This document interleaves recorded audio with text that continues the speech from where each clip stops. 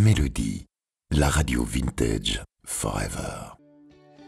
Il s'agit du plus grand loupard de la chanson française, un artiste qui, avec un langage populaire, a su nous raconter nos vies comme personne. Sous son blouson en cuir et son foulard rouge autour du cou, Renaud est bien plus qu'un chanteur de variété. C'est un grand-oncle qui chante les Français, la rue, nos amours et nos emmerdes. Aujourd'hui, pour l'évoquer, j'ai l'honneur de recevoir Thomas Chaline, auteur de Renaud, une vie en chanson. Bonjour Thomas. Bonjour Gilles. Merci d'être avec nous sur Mélodie. Merci à vous. Pour évoquer Renaud. Alors Renaud, c'est un grand-oncle, hein. C'est notre tonton à tous dans la chanson française. Oui, on a tous quelque chose en nous de Renaud. Je le dis dans l'avant-propos. Il fait partie des monuments de la chanson et il n'a pas son pareil non plus. Donc il a apporté une écriture vraiment authentique, un univers et toujours une sincérité. Ouais. Puis vous l'avez découvert avec la balade nord-irlandaise, je crois. Ouais. C'est ça. J'étais tout minot et alors bizarrement je connaissais certains de ses tubes sans savoir que c'était lui. Voilà. Mais savoir, on la reconnaît entre mille évidemment. Et là j'y ai un peu plus prêté l'oreille. Ouais. Pour ce livre, alors on va le montrer correctement. Renaud, une vie en chanson chez Hugo Doc.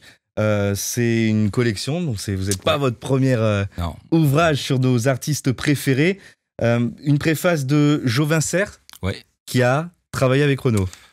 Qui a été lancé par Renaud. Renaud, c'est son parrain musical. En fait. Donc Renaud l'a lancé lors de ses premières parties, lors de sa tournée de 2016. Mm-hmm.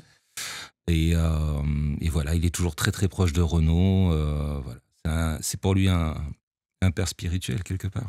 Ouais. Et puis dire que Renaud, ça fait 50 ans qu'il nous égaye, qu'il nous guide.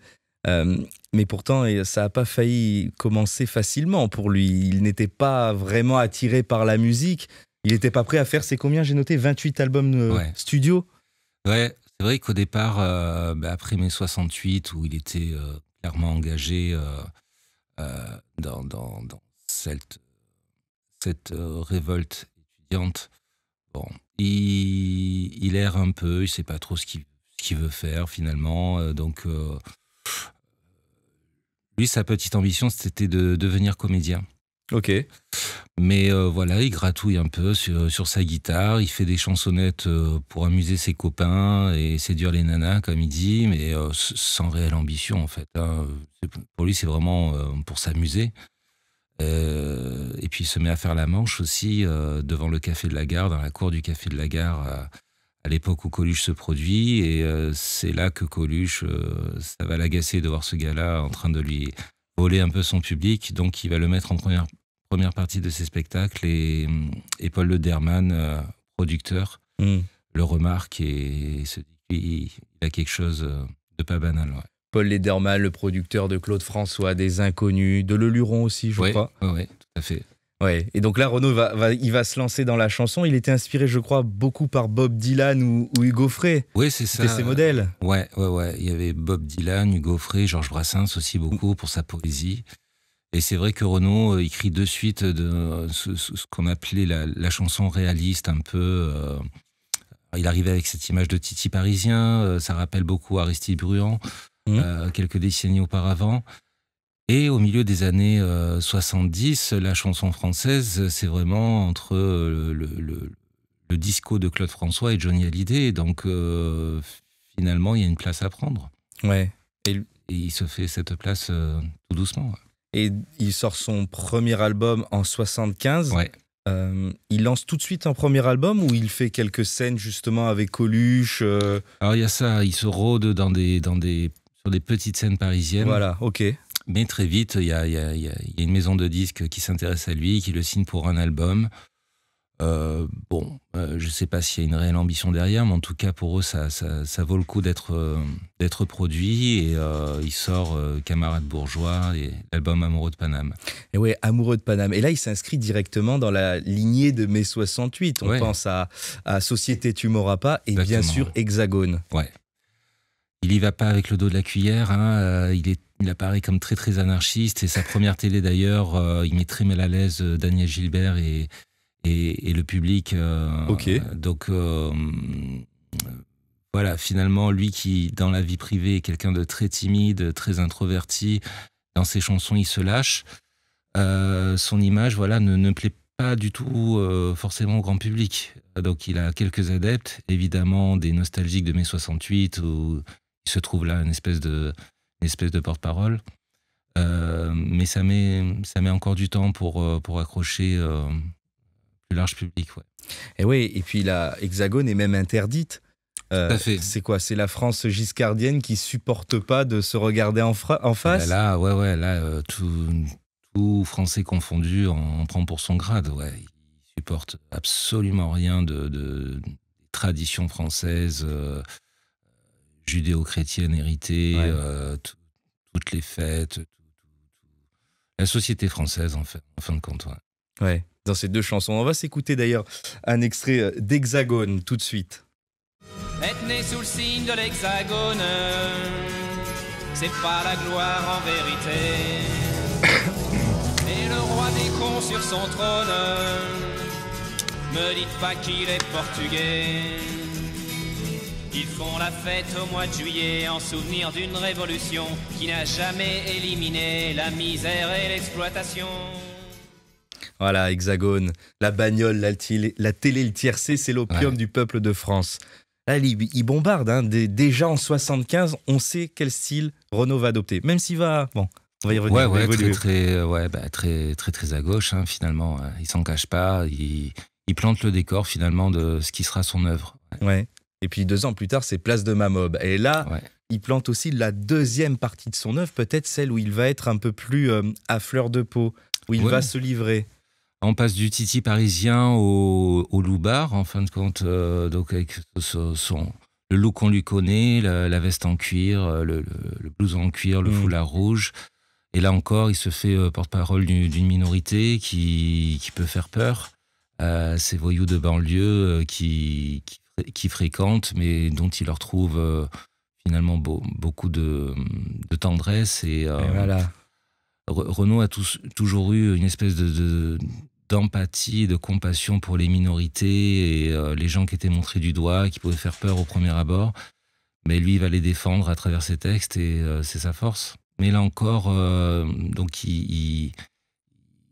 son public varie un peu, mais ça n'est toujours pas le grand public. Ouais, là on a commencé, alors Amoureux de Paname, c'est le public, on va dire, contestataire, anard. Ouais. Là, on passe au public loupard. C'est ça avec Les Béton, La Rue. Ouais. C'est son deuxième... C'est raconter la rue, c'est raconter la rue, les solitaires, les paumés, ceux qui... Voilà, il y a aussi une part comment dire, d'altruisme? Non, peut-être pas d'altruisme. Non, mais voilà, il défend les hommes libres qui sont aussi au chômage, mais et qui existent par leur personnalité, qui se raccrochent à des icônes, notamment très rock à l'époque. C'est la moto et tout ce qui reflète la liberté.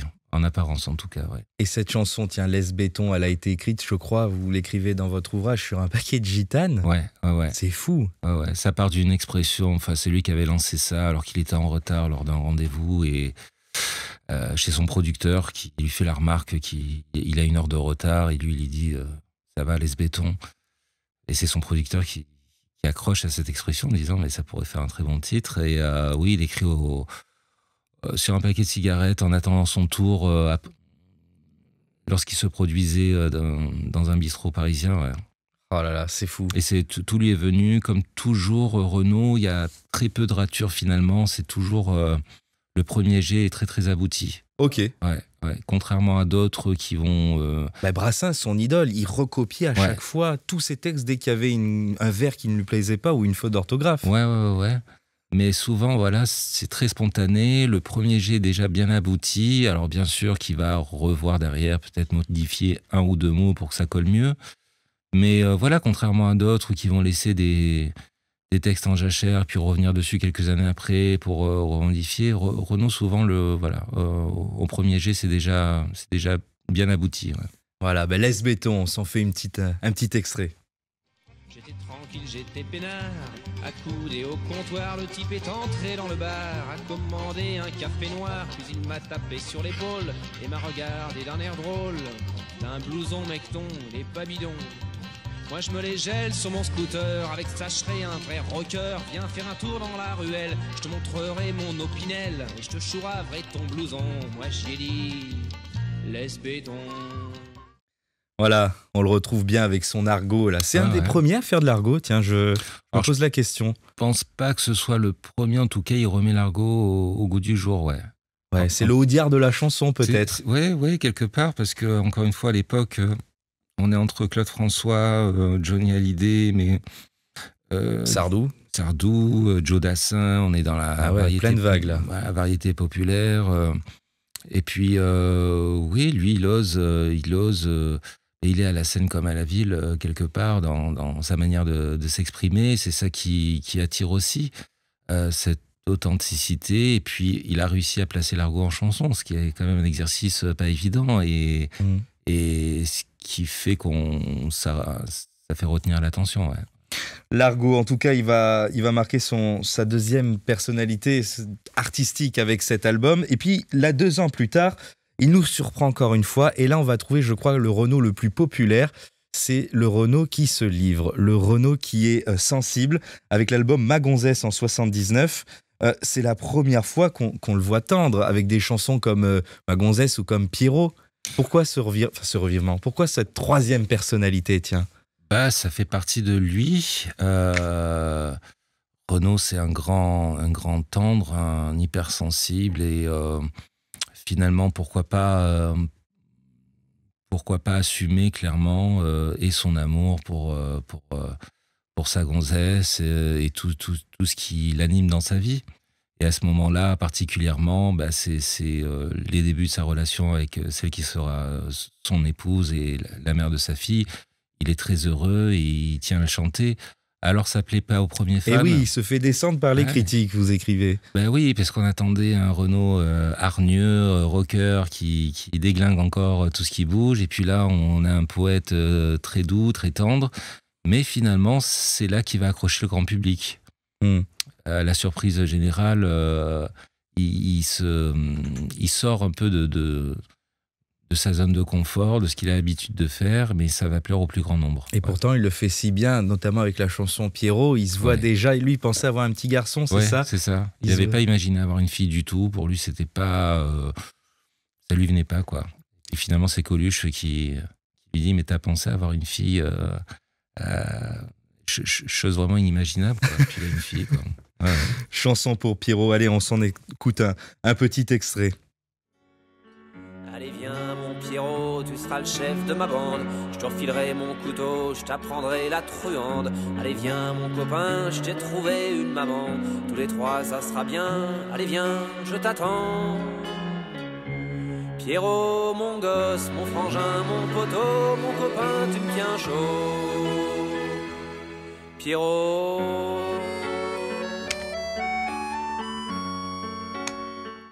Pierrot, ouais, c'est doux. C'est cette espèce de... Ouais, mais c'est bien. Il montre cette facette, comment on peut dire ça, sensible, émotive, et c'est là que ça vient toucher tout un chacun. Ouais. Et puis il continue, allez, on avance un peu dans sa carrière en 80. Il sort un album, là on le retrouve vraiment loupard. Avec des chansons comme Mon HLM, bien sûr, Marche à l'ombre et Gérard Lambert. Alors voilà, là, il faut qu'on mette les choses au clair. Ce Gérard Lambert, c'est bien Gérard Lanvin. Un hommage. Ouais. Alors, ce qui était une légende a été confirmé par l'intéressé à demi-mot il y a quelques années. Où, bon, même si chacun oublie un peu ces épisodes de jeunesse, mais il a confirmé, donc... voilà, alors on peut se dire que c'est pas très sympa de la part de Renaud, parce que faut rappeler que l'histoire de la chanson, oui. Sa compagne au départ c'était l'épouse de Gérard Lanvin. Oui, donc, déjà. Il y a quand même un micmac entre eux et il en rajoute une couche, donc on peut se dire le pauvre Gérard Lanvin, mais il le prend pas mal. Finalement, ça fait une chanson très amusante et ils sont restés très très amis, très très amis, comme Gérard Lanvin qui lui a soufflé l'expression marche à l'ombre. Eh ouais. C'était le film avec Lanvin et Michel Blanc. Michel Blanc. Ouais, mais bien avant ça, ça lui est venu. Gérard Lanvin vendait des vêtements américains à Saint-Ouen, sur la puce de Saint-Ouen, Ok. et notamment des blousons de cuir au Loubard. Et lorsqu'il leur vendait, il leur disait toujours « Et n'oublie pas, marche à l'ombre », façon de dire reste discret. Et du coup, Renaud a récupéré cette expression qu'il trouvait absolument géniale. Ah ouais. Et il en a fait cette chanson-là. Plus tard, c'est devenu le film de Michel Blanc et avec Gérard Lanvin, justement. Ah, c'est Hasard. plus tard le film, j'avais Ouais, plus les dates en tête. ouais. Ok. Ouais. D'abord, il y a la chanson, après, il y a le film. Vous voyez un peu l'enchaînement de... Ouais, c'est fou, hein. Ouais. C'est cet album, en tout cas en 80. En 81, 80, pardon, il va avoir aussi l'arrivée au pouvoir de François Mitterrand Mhm. dans ces années-là. Renaud, il se définit comme anarchiste et pourtant, il le dit ouvertement dans la chanson Où est-ce que j'ai mis mon flingue, ça bombarde là. Il critique tout. Il veut parce détruire la société. Il reste, à l'époque encore, il reste très anarchiste, c'est-à-dire qu'il se méfie de tous les partis politiques, de droite ou de gauche d'ailleurs. Donc, pour lui, la politique, c'est vraiment la grande méfiance. Et donc, il se gêne pas. En effet, ça n'est que plus tard, en effet, qui va se rapprocher de François Mitterrand, qui va un peu s'assagir et rentrer dans les clous. En 81, il réussit quand même à voter Coluche, qui était candidat au départ, et tout fier d'avoir pu écrire sur un bulletin de vote Coluche. Voilà. Ouais, c'est ça, Renaud. Et puis, vous l'écrivez dans votre ouvrage, Renaud, une vie en chanson. Il appréciait François Mitterrand, mais il n'était pas son valet, c'est ça ? Oui, complètement, parce qu'il savait aussi, à sa manière, et il savait, ça restait pour lui un homme politique. Donc, il partageait les idéaux de gauche socialiste, mais il savait aussi que le personnage avait une grande part d'ombre. Ça, il n'en doutait pas, il l'avait compris rapidement. Donc, il avait à la fois une admiration et un dégoût pour lui. Il le dit plus tard, c'était un vrai mystère. Ok. Comme beaucoup de gens d'ailleurs qui ont été proches à ce moment-là. Bien sûr. Donc s'il soutenait en tout cas l'action politique et face à la droite de l'époque, il refusait d'être clairement son valet. Ouais. Ouais, allez écouter la chanson Où est-ce que j'ai mis mon flingue, on voit bien que Renaud n'est pas tendre. En 80, bien sûr, là, il va revenir avec le retour de Gérard Lambert, c'est ça ? Ouais, deuxième partie. Hein. Et il va encore une fois casser tout le monde avec notamment la chanson Mon beauf. Et il écrit, il va même son compte beau-frère, il sera peut-être plus de droite, alors il votera à gauche. Voilà, là il bombarde tout le monde. Ouais, c'est ça. Alors inspiré du personnage de Cabu. Ah oui. Mon beauf, créé au début, fin des années 60, début des années 70. Et encore une fois, c'est c'est une critique du français moyen finalement. Dire que ça peut-être démontrer que, français ou pas français d'ailleurs, ça tient pas toujours la route au niveau des valeurs, que ça change assez vite d'opinion, que ça suit le courant. Alors que Renaud, lui, est très très ancré dans ses valeurs, dans ce en quoi il a grandi. Et il a toujours du mal à comprendre ceux qui retournent leur veste, ceux qui, il voit... C'est un grand observateur finalement de notre société. Hein. Ouais, mais j'ai l'impression qu'il n'est pas partisan, Renaud, mine de rien. Pas du tout, non. Oui, il gueule, oui, il tire de préférence sur entre guillemets sur la droite, mais que dans l'absolu... Il y a même un aspect, on peut se dire, un peu misanthrope, hein, quelque part. Ouais, plus, ouais. Parce que peut-être qu'on le voit après dans Déserteur où il s'affirme militant du parti des oiseaux, des baleines, des enfants de la terre et de l'eau. Ça le représente entièrement, ça. Ça veut dire que, il est pour l'humanité, la nature, l'environnement, les animaux, les enfants L'enfance, c'est une part très importante chez Renaud. Mais il est très méfiant des hommes, ouais. Donc il refuse de prendre parti, clairement, quoi. Allez, petite parenthèse, on dit que c'est qu'entre nous, tiens. Est-ce que Renaud serait pas le Sardou de gauche ? Je viens d'y penser, là, en écoutant. Ce côté un peu... C'est intéressant, ouais. Peut-être, quoique... Ce que je me dis, Anard qui dit ce qu'il pense. peut-être dans ce temps. Ah oui, non, alors ça, il a vraiment pas sa langue dans sa poche et jusqu'au bout, sur les derniers albums, toujours avec la manière, il ne changera pas et c'est très bien, c'est du Renaud. Et c'est comme ça qu'il est aimé, voilà, c'est cette authenticité. Ouais. Donc, finalement, un Sardou de gauche. Bon, c'est la vision que j'entends.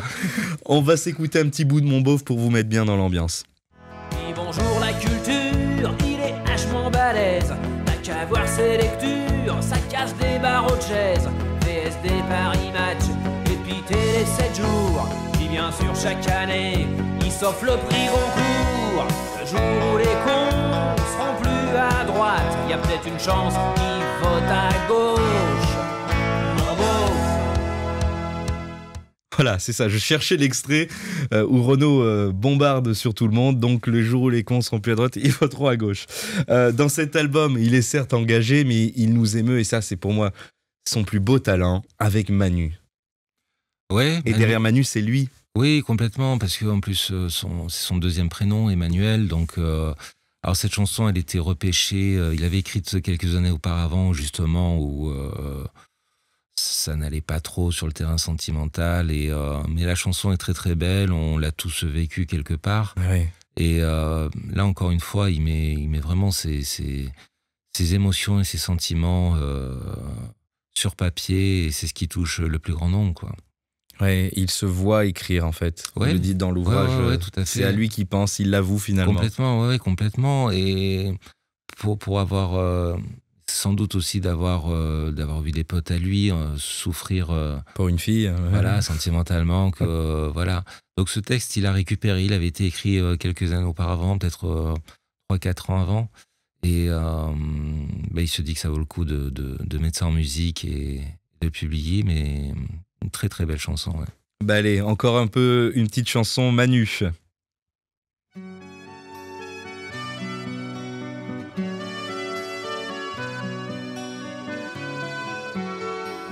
Manu, rentre chez toi, et des larmes plein ta bière. Le bistrot va fermer, puis tu gonfles la taulière. Je croyais qu'un mec en cuir, ça pouvait pas chialer. Je pensais même que souffrir, ça pouvait pas t'arriver. J'oubliais que tes tatouages et ta lame de couteau, c'est surtout un blindage pour ton cœur d'artichaut. Et déconne pas Manu, va pas te tailler les veines. Une gonzesse de perdu, c'est 10 copains qui reviennent. Oh, ça c'est fort, hein. Une gonzesse de perdu, c'est 10 copains qui reviennent. Ouais. C'est bien tourné, hein. C'est bien pensé aussi. Ouais, Manu.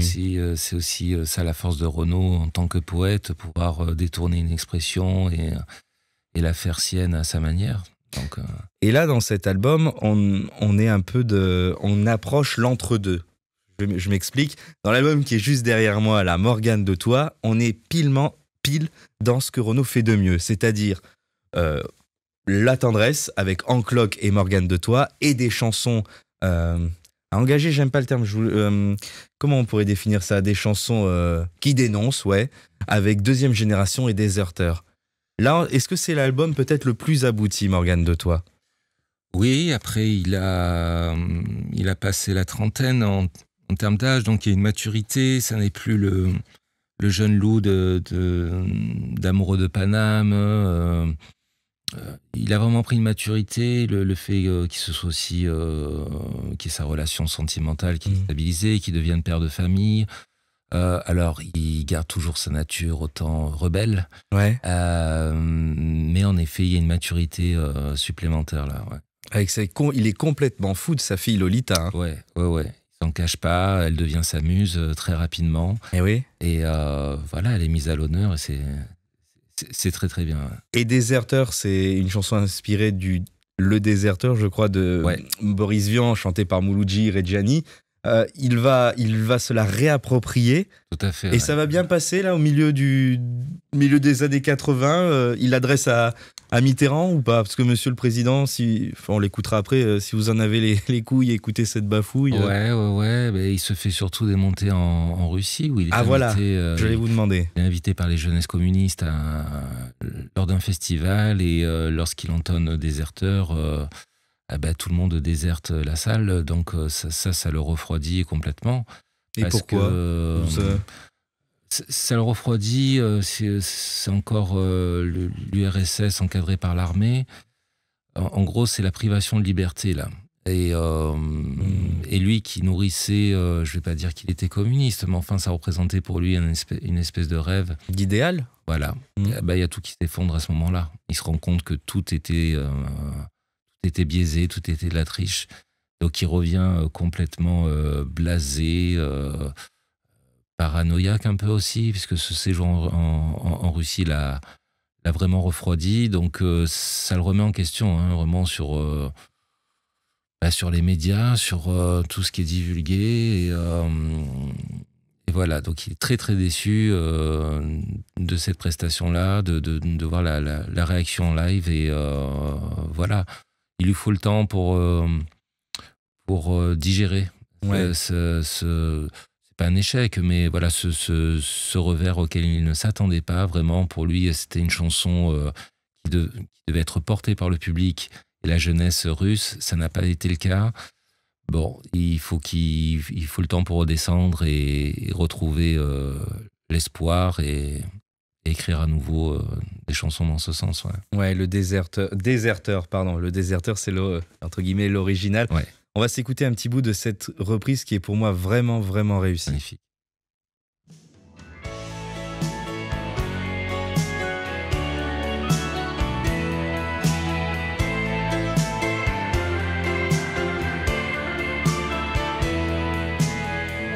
Monsieur le Président, je vous fais une bafouille que vous lirez sûrement si vous avez des couilles. Je viens de recevoir un coup de fil de mes vieux pour me prévenir que les gendarmes s'étaient pointés chez eux.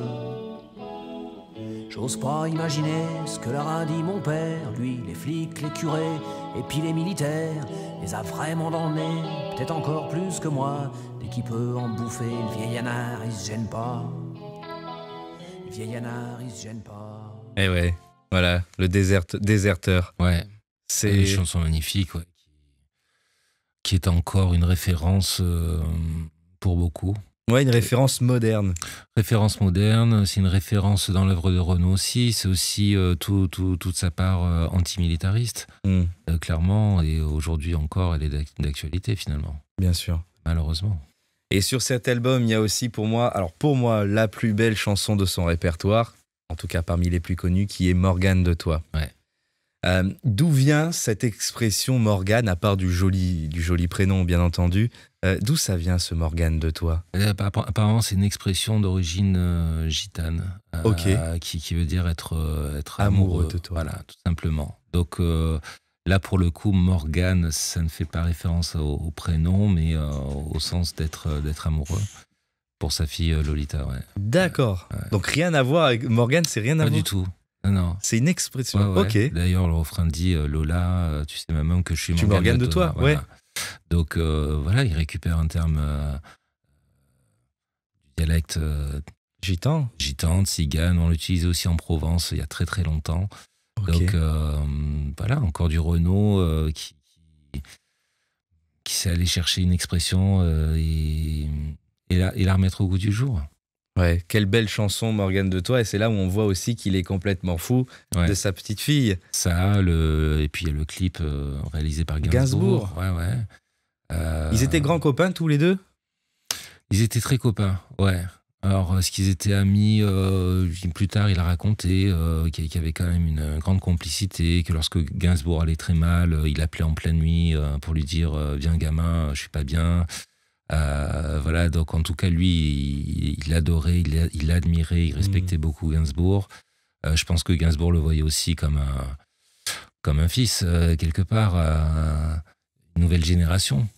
Mais en tout cas, un très grand respect entre les deux. Et c'est vrai que quand Gainsbourg lui a proposé de faire le clip, il n'a pas pu le refuser. Pour lui, voilà, c'était... Sur la plage du Touquet, c'est ça? Ouais. Pour lui, c'était une manière de réaliser quelque chose ensemble et de sceller un peu une amitié comme ça. Et là, le clip est assez épatant aussi. Oui, sur le radeau, il y a les petits-enfants aussi, il est sur un cheval, le mémoire. Après, à la fin, il est sur le radeau avec la guitare. Il y a Bambou, la femme de Gainsbourg, qui est pareil sur un cheval. Voilà. C'est un nu. Bon, c'est Gainsbourg comme quand il avait réalisé le clip Tes yeux noirs pour Indochine, Ok. bon, qui part un peu dans je vais pas dire ses délires, mais dans ses voilà, dans ses fantaisies, voilà. Mais personne ne lui disait rien parce que c'était Gainsbourg et que bon, Ça faisait partie du personnage. oui, voilà, c'était sa marque de fabrique et voilà, Renaud était plutôt content du clip, et c'était l'essentiel, ouais. Allez, on s'écoute un bout de Morgane de toi. Avant que ce monde devienne un grand cimetière, faut profiter un peu du vent qu'on a dans le dos.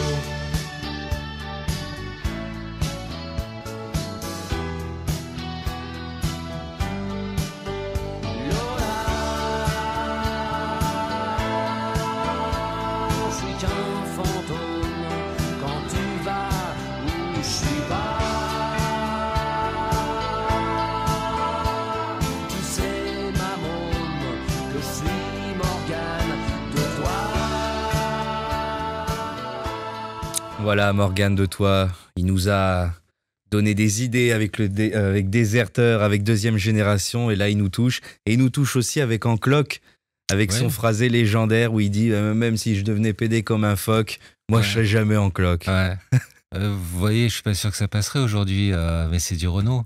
Les termes qu'il emploie, toujours très francs. Mais oui, en cloque aussi a marqué. C'est pour beaucoup. C'est une chanson que le public aime particulièrement. Pareil, cette expression, elle a été repêchée. C'était une vieille expression, être en cloque, Ouais. qui était au départ pas très. Ouais, elle est pas jolie cette flatteuse. expression. Moi, Ouais, je ouais. l'ai- Ouais, c'était une expression pas très flatteuse et finalement Ok. il en fait quelque chose de positif, quoi. Donc, ouais, Avec une jolie chanson sur cet album. Donc là, Morgane de toi, on est quoi? On est en 83, c'est ça? à peu près, ouais. Ouais, on se retrouve en 1983. Allez, on se fait un petit extrait d'En Cloque et après, on part directement en 86. Quand je promène mes mains de l'autre côté de son dos, je sens comme des coups de poing. Ça bouge, je lui dis, t'es un jardin, une fleur, un ruisseau. Alors elle devient toute rouge. Parfois ce qui me désole, ce qui me fait du chagrin, quand je regarde son ventre. Et le mien, c'est que même si je devenais pédé comme un phoque, moi je serais jamais en cloque. Voilà, bon, on a compris le style de Renaud, notre grand loupard au cœur tendre. L'année, 3 ans après, il va sortir la chanson qui sera certainement qui est, je crois, Ouais. je parle sous votre contrôle, son plus gros succès, Mistral gagnant. Ouais, son plus gros succès, la chanson élue préférée des Français encore aujourd'hui. 40 ans après, ouais, Ouais. je l'ai noté. C'est fou ça. Ouais. Comment vous expliquez qu'on aime cette chanson encore? D'abord, encore une fois, il parle de son enfance, mais il en parle de manière générale. Alors ça va toucher tout le monde, encore une fois. Les arrangements, on s'y attend pas, ou c'est Jean-Philippe Goud qui prend le parti de laisser au piano, de laisser ça très sobre, qui trouve cette introduction qu'on reconnaît entre mille aussi. Voilà, c'est un tout, donc ça n'est pas un rock bruyant. Bon, voilà, ça fait appel en chacun à des émotions, à la tendresse, à la nostalgie de l'enfance, à tout ce que chacun a pu vivre et finalement à toutes les générations. Et vous lirez dans le livre, cette chanson, elle a bien failli ne pas exister. Ouais, tout à fait. C'était Sa femme Dominique, merci à voilà, sa femme Dominique. Exactement. Ouais. Oui, elle n'avait pas vocation pour lui. Il a vraiment écrit ça sous un coup de blues un soir, alors qu'il est à Los Angeles, éloigné de sa fille et de sa femme. Voilà, il envisageait pas de la mettre sur cet album, ni même plus tard. C'est vraiment sa femme qui le pousse de manière assez dingue à l'enregistrer. Elle a enregistré, ouais. 1,4 million d'albums vendus sur Mistral gagnant. Ouais, sa plus grosse vente et plus gros succès. Là, Renaud s'inscrit définitivement dans le patrimoine de la chanson avec cet album. Alors, il était déjà très star avant. Là, ça y est, il est installé. C'est là où il y a Visage Pâle rencontre. C'est l'année d'après Ouais. la tournée. Ah ouais. Donc là, il s'installe définitivement dans la chanson française. Il a tout gagné. Là. Il a tout gagné. Ouais. Et le cœur des Français avec Mistral gagnant, qu'on écoute un petit extrait.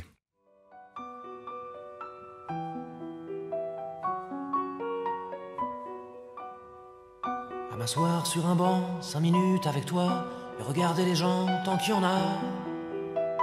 Te parler du bon temps qui est mort ou qui reviendra, en serrant dans ma main tes petits doigts.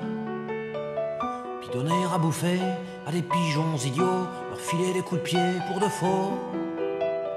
Et entendre ton rire qui lézarde les murs, qui sait surtout guérir mes blessures. Te raconter un peu comment j'étais minot, les bons becs fabuleux. Compliqué chez le marchand, car en sac et minto, caramel à 1 franc, et les Mistral gagnants. Quelle belle déclaration d'amour, encore une fois, d'un père à sa fille. Ouais. Il s'imagine avec elle. Ouais, tout à fait. Et c'est très inspirant tout ça. Finalement, Renaud était juste avant, il se présentait comme alors il était le titi parisien, le loupard, et puis le fou amoureux de sa compagne. Et là, le grand, le papa idéal quelque part, très très attaché à sa fille, très proche de sa fille. Évidemment, il ne veut pas rater Ces années avec elle. Tout à fait, ouais. Ouais. Et puis je crois que sur cet album, il y a aussi une chanson qui va mal passer outre-Manche. C'est celle-là? C'est sur cet album où il y a Miss Maggie. Ouais. Oh là là. Alors racontez-moi, je crois que ça, ils ont dû Thatcher l'a utilisé comme arme diplomatique Ouais, même. ouais, elle a tenté lors des négociations pour Le tunnel. Le tunnel sous la Manche. Ouais, il y va pas de main morte, alors qu'au départ, c'est vraiment un hymne pour dénoncer la bêtise des hommes. Après le drame du Wesel, du stade qui s'écroule, des hooligans et supporters de foot. Et puis, évidemment, il en profite pour tacler le Premier ministre britannique qui est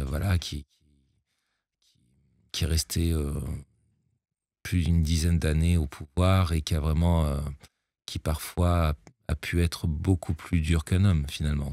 Oui, on pense aux grèves des mineurs de mémoire, puis à l'IRA aussi. Ouais. Donc il y avait une figure d'autorité. Et le Renaud, il aime pas la figure d'autorité. Non, pas du tout. Même quand c'est une femme, vous voyez. Et donc finalement, c'est une chanson, c'est un hymne pour les femmes qu'il écrit là en tirant sur les hommes, en mettant à leur niveau Margaret Thatcher et voilà. La Dame de Fer. Hein. Ouais. Bah, écoutez, je crois que j'ai sélectionné un passage qui résume bien sa pensée. Et quand viendra l'heure dernière, l'enfer sera peuplé de crétins, jouant au foot ou à la guerre, à celui qui pisse le plus loin. Moi je me changerai en chien, si je peux rester sur la terre, et comme réverbère quotidien, je m'offrirai Madame Thatcher.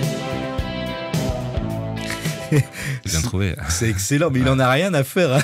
Ah non. Il sait sur le réverbère comme sur Thatcher. Ouais. Mais il a toujours été très libre.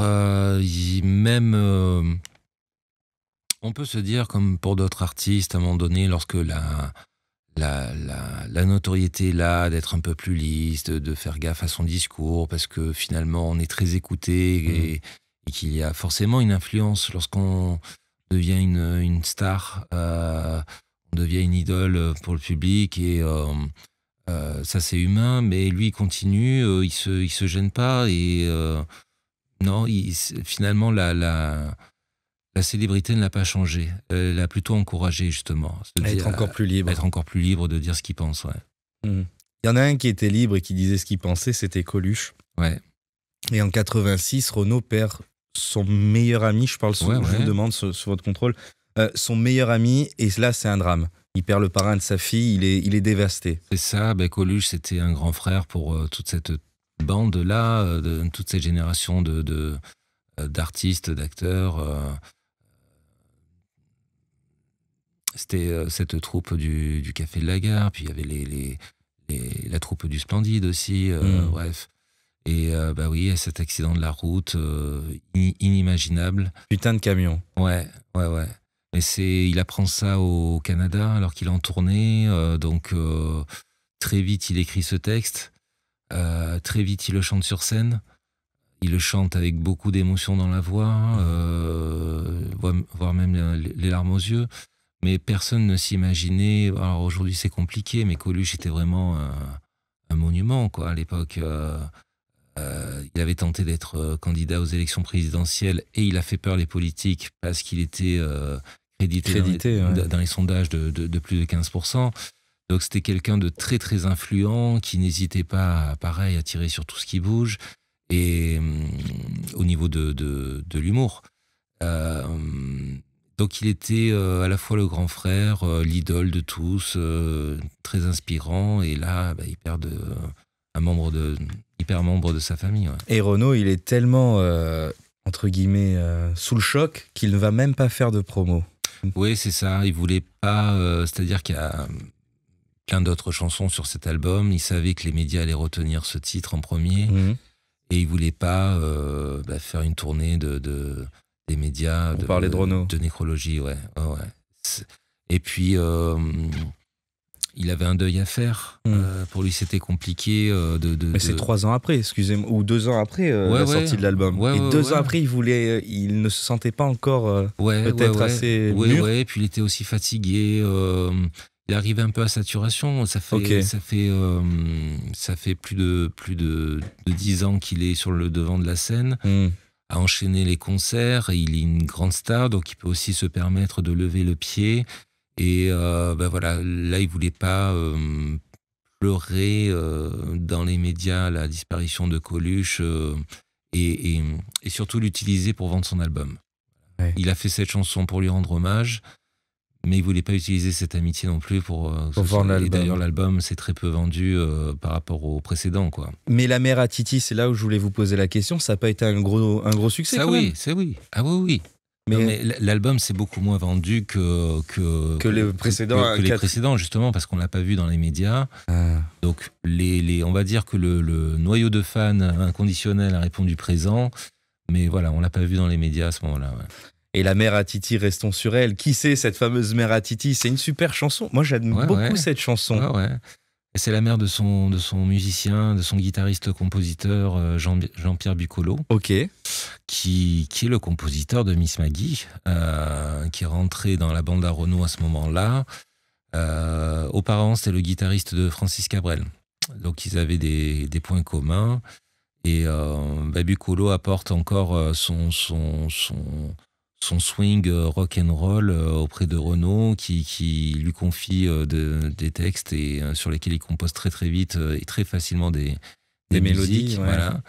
Et puis voilà, un jour il amène Renaud chez sa maman, tout simplement parce qu'il vivait encore chez ses parents, et Renaud est très touché par cette dame, par son appartement très cosy, très familial.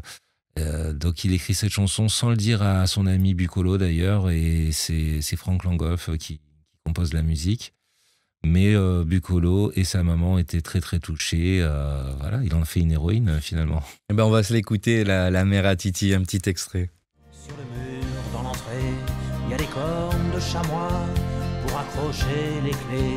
La cave où on va pas, les statuettes africaines côtoient sur l'étagère. Les petites bestioles en verre, saloperies vénitiennes.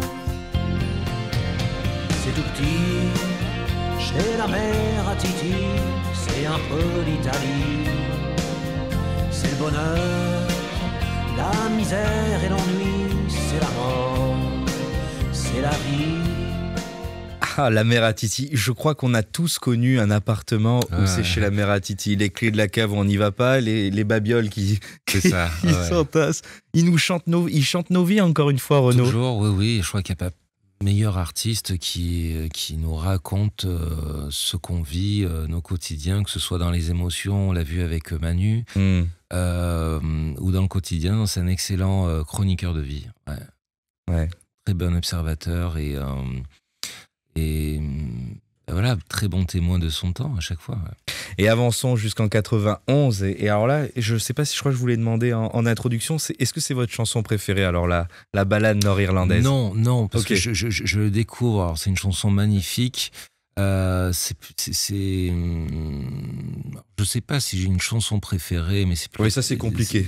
Voilà. C'est toujours une question à la cour, les chansons. Non, mais ça aurait pu, en tout cas, moi, celle qui m'est un peu particulière, c'est Quand qu'on va où, Mhm. qui arrive plus tard en 1995, où justement, il parle encore une fois de sa fille, mais de cette génération où l'école est sur le déclin, où on ne sait pas trop où on nous emmène finalement, où on trouve rien de logique à tout ça.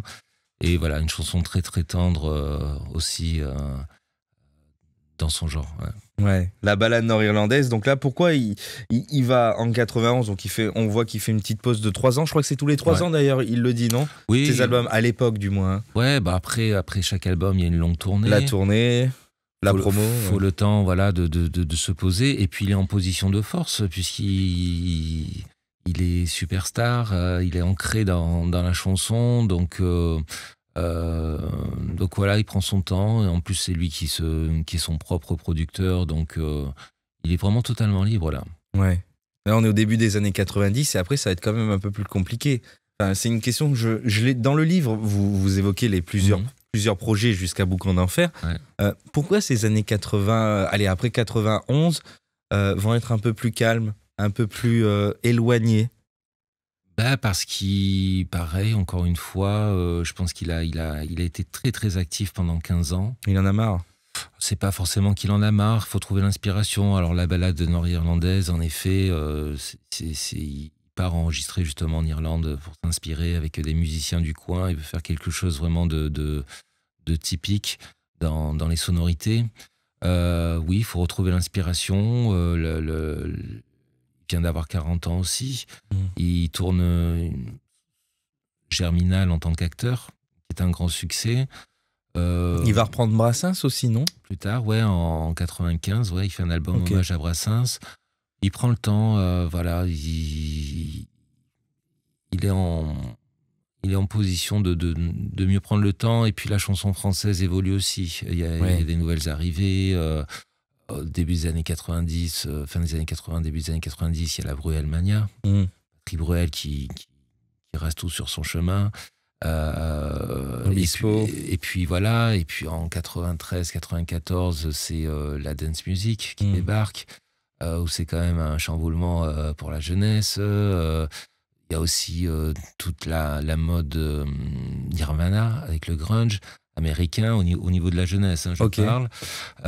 Et puis pareil, en 95, c'est Oasis qui débarque avec la Britpop et Wonderwall, plus les boys bands. Tout est un peu chamboulé à ce moment-là, finalement. Donc Renaud prend son temps, veut faire des choses bien, il faut qu'il trouve l'inspiration, mais il continue à se produire en tournée, en tout cas. Et puis, à la fin des années 90, il va vivre sa première dépression. Oui, ça va beaucoup le marquer, jusqu'à Boucan d'Enfer. Ouais. Enfin, ça reviendra après, mais... Ouais, c'est... voilà, est-ce que c'est une crise de la quarantaine ou quoi? Il est pris de nostalgie sur... il voit sa fille grandir, devenir une femme. Ouais, c'est ça. Et donc, son enfance partir, et à travers elle, son enfance à lui s'éloigner également.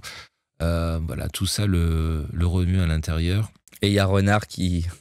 Le personnage de Renard. Voilà, il va commencer à noyer un peu toute cette nostalgie dans l'alcool. Derrière, son épouse finit par le quitter parce qu'il n'y a absolument rien qui le réconforte, ni ses frères, ni son épouse, ni ses potes. Il est vraiment en dépression.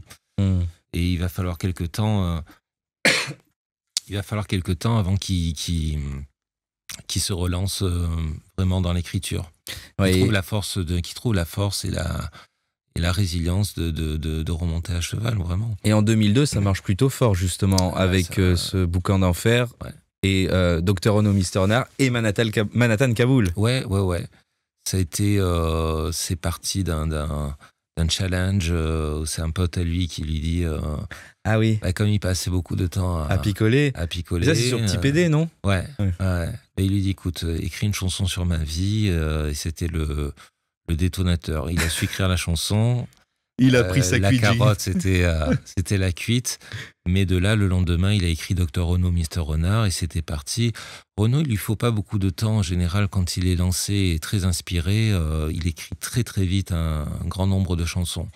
Donc, encore une fois, c'est pas comme les 3/4, on va dire, des auteurs, compositeurs, interprètes, où ils prennent, on va dire, 1 an ou 2 pour écrire et composer.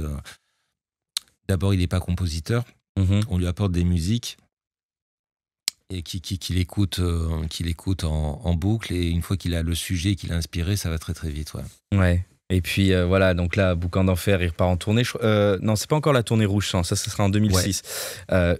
Avant 2006, il revient avec une chanson. Moi, je trouve qu'elle lui ressemble bien. C'est le Renaud qui tire partout, mais qui est apaisé. Les bobos.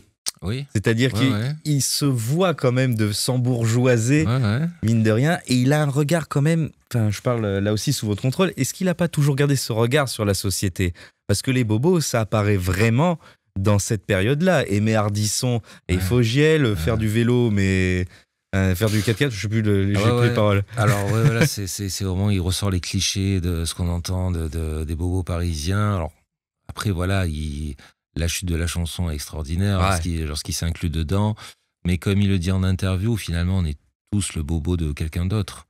Donc voilà, là il ressort les gros clichés entre Vincent Delerme, les enfants qui ont lu le Petit Prince à 6 ans, aller au marché bio en vélo. Voilà. Préférer le Cap Ferret à la Côte d'Azur, enfin c'est tout ça, mais c'est encore une fois tellement bien écrit et tellement bien arrangé que voilà, ça n'a pas plu à la critique. Étonnant. Ouais. Ça n'a pas plu du tout à la critique, mais le public a répondu présent, et plus que présent, donc c'est essentiel, quoi. Ouais, c'est un classique, les bobos, ou c'est une chanson plus de niche? Non, pour moi, c'est quand même un de ses derniers gros tubes. Qu'il a repoussé avant, on va y revenir. Ouais, pour moi, c'est après Manhattan Kaboul, justement, en 2002, où il relatait les événements mondiaux. Du 11 septembre. Voilà. Qui a été, alors ça a été son deuxième plus gros succès après Mistral gagnant. Ok, et troisième, c'est Morgane de Toi. Ouais. Ok. C'est ça. Et pour moi, les bobos, ça reste un classique. En tout cas, un gros standard de Renaud. Allez, on en écoute un petit extrait. On les appelle bourgeois bohèmes ou bien bobos pour les intimes. Dans les chansons de Vincent Delerme, on les retrouve à chaque rime. Ils sont une nouvelle classe. Après les bourges et les prolos, pas loin des beaufs, quoique plus classe. Mais vous en dressez le tableau. Sont un peu artistes, c'est déjà ça. Mais leur passion, c'est leur boulot. Dans l'informatique, les médias sont fiers de payer beaucoup d'impôts. Les bobos, les bobos, les bobos, les bobos. Les bobos. Extraordinaire. Ah, mais c'est clairement, c'est un portrait qu'on retrouve de plus en plus aujourd'hui, mais qui en 2002, on est en quelle année? 2006. En 2006, je trouve ça fantastique. Il ose encore mettre les pieds dans le plat. Ça, c'était toujours sa grande qualité, finalement. Et puis aujourd'hui, encore une fois, beaucoup, on parle des bobos à tout va. Et il s'assume et il se revendique, donc pas de souci finalement. Après les bobos, il y aura la tournée Rouge Sang, on l'évoquait tout à l'heure, et puis il va s'éloigner pendant 8 ans, c'est ça, jusqu'en 2016, Toujours debout. Il retombe dans ses démons, mais le plus dur dans tout ça, outre le côté personnel et j'allais dire people, c'est que lui, il pense que c'est fini pour lui. En tout cas, il en a... Dans la chanson. Ouais, mais en tout cas, lui, c'est toujours le hic de retomber en dépression. Alors, entre-temps, il a rencontré Roman Cerda, qu'il a soutenu en tant qu'artiste. Il a un deuxième enfant. Mais Malone, c'est ça? Malone, ouais. Et de retomber en dépression, c'est lui qui n'a plus envie de rien, en fait. Il n'a plus le goût d'écrire, de faire de la musique... Voilà, il n'a plus.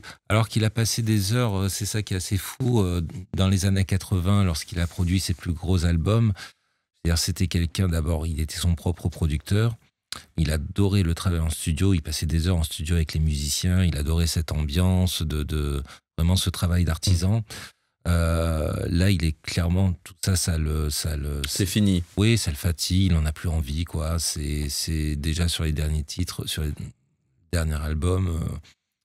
Il se présentait en studio uniquement quand il fallait qu'il pose la voix, quoi. Il partageait plus tellement le travail de laboratoire avec les musiciens. Donc voilà, il est en dépression, il a plus envie de rien. Voilà, il n'en voit pas l'intérêt. Il faut qu'il retrouve le goût des choses, quoi. C'est le plus compliqué dans ces cas-là. Et pourtant, il revient en 2016, coup de tonnerre. Je m'en souviens aussi bien quand le clip est sorti. La chanson aussi a été dévoilée avec Toujours debout. Ouais. Ça, c'est le phénix. Tout à fait. Il aime bien les beaux phénix. Il revient et il ressort cet album qui est pour moi magnifique. Il y a des chansons, bien sûr, Toujours debout. J'ai embrassé un flic. Donc ça, c'est les deux chansons qu'on nous a rabâchées, enfin qu'on a entendues beaucoup. Mais écoutez des chansons comme Les mots, Héloïse. C'est des titres fantastiques de cet album 2016. Ça, Léonard Song aussi qui est assez pertinente sur le plus vieux détenu américain. Voilà, ça a été arrangé par le guitariste Michael Ohayon, qui pour la première fois réalisait un album pour Renaud à la demande de Renaud. Mais voilà, c'était le retour qu'on n'espérait plus, qu'on n'attendait plus et qui est arrivé. Mais comme à chaque fois que Renaud est revenu sur le devant de la scène, alors que le Tout Paris, je me souviens, en 2001, il reçoit une victoire de la musique d'honneur. Il chante Mistral gagnant, il est vraiment, là, il touche le fond de sa dépression, il apparaît dans un sale état physique. Et le Tout Paris dit qu'il ne passera pas l'hiver. Et à chaque fois qu'il y a eu ces spéculations et ces rumeurs, finalement, il a surpris tout le monde en revenant. C'est épatant et c'est Renaud. Donc, celui qu'on attendait, qui jette des cailloux aux flics, il le dit, moi, si j'avais su, mais dans ma carrière d'anarchiste, qu'un jour j'en prendrais un dans mes bras. Ouais, complètement. Là aussi, il nous surprend. Voilà, là, il s'inspire des fameuses manifestations qu'il y avait eu en 2000, après les attentats de Charlie Hebdo. Finalement, oui, se réconcilie. Encore une fois, la maturité. Quand t'as 20 ans, on pense que les flics, c'est des salauds, ça représente l'autorité. Là, il a la maturité d'un quinquagénaire pour dire ce n'est pas tous des salauds, il y a des flics vraiment bien qui font leur travail honnêtement. Bon, voilà. Et il repart en tournée en présentant Gauvin Serre. Et voilà, tout ça lui a réussi. C'était l'album le plus vendu de l'année 2016. Ah ouais, je savais pas du tout. En termes de chansons françaises, ou le deuxième album le plus vendu. Ok. Et c'était il est bien cet album. Le retour gagnant. Ouais. Et oui, il est bien cet album. Franchement, découvrez-le parce que voilà, il y a plein de petites pépites. Et dans tout ça, dans toute cette carrière, d'ailleurs, il va revenir aussi en 2020 ou 21, 19, je sais plus, avec les animaux. Moi, j'aime bien les animaux. Oui. Je sais plus quelle année c'est. De 2019 et puis en 2022 avec un album Le Métèque pour les mômes, où il reprend les chansons, il reprend les chansons de son enfance. Ok. Encore une fois, la nostalgie et l'enfance. Donc il reprend la tendresse de Bourvil, le Métèque de Georges Moustaki. Et qu'est-ce qu'on retiendra selon vous de Renaud ? Le contestataire, le loupard, le dur au cœur tendre ? Les trois. Voilà. Renaud, c'est vraiment les douter. trois. C'est vraiment une espèce je pense que pour écrire depuis longtemps sur les artistes, c'est celui qui m'est apparu le plus authentique, qui écrit ses émotions, ses sentiments, ses révoltes, ses colères, qui met tout en musique sans filtre. On ne pourra jamais le soupçonné d'avoir triché à un moment donné avec son public. Au contraire, tout a été vraiment, il a toujours tout partagé avec son public. Donc vraiment une grande authenticité, une sincérité assez rare. Et puis c'est devenu un personnage très très attachant en tant qu'homme. Évidemment, il est arrivé, il s'autoproclamait chanteur énervant. C'est pas un chanteur à voix, clairement pas. Il n'a jamais prétendu non plus, mais il a trouvé un créneau. On n'est pas forcément d'accord avec les idées qu'il met en avant, notamment au début de sa carrière. Mais il reste un homme très très attachant dans ses valeurs et dans tout ce qu'il habite. Ouais. Un homme droit. Oui. Ça, vous pouvez le retrouver dans Renaud, une vie en chanson chez Hugo Doc. Voilà, avec tout plein d'anecdotes et bien sûr encore plus. Là, je vois mon bistrot préféré. Bon, Renard. À Renard, il y avait, vous pourrez regarder La Médaille aussi. Je crois qu'il aimait beaucoup. Ouais. La balade nord-irlandaise. Voilà, c'est chez Hugo Doc. Merci Thomas Chaline. Il y a aussi derrière vous Céline Dion, Une vie en chanson. Voilà, fait. On l'oublie pas. Tout à fait, toujours en librairie. Ouais. Voilà, merci beaucoup d'être venu sur Mélodie pour parler de Renaud. Merci à vous. Et on va se quitter sur, je crois, Toujours debout. Oui, c'est ça. À bientôt sur Mélodie Radio. Toutes ces rumeurs sur ma santé, on va pas en faire une affaire. Et que celui qui n'a jamais titubé me jette la première pierre. Toujours vivant, rassurez-vous, toujours la banane, toujours debout. Il est pas né ou mal barré, l'idiot qui voudrait le remplacer. Mélodie, la radio vintage forever.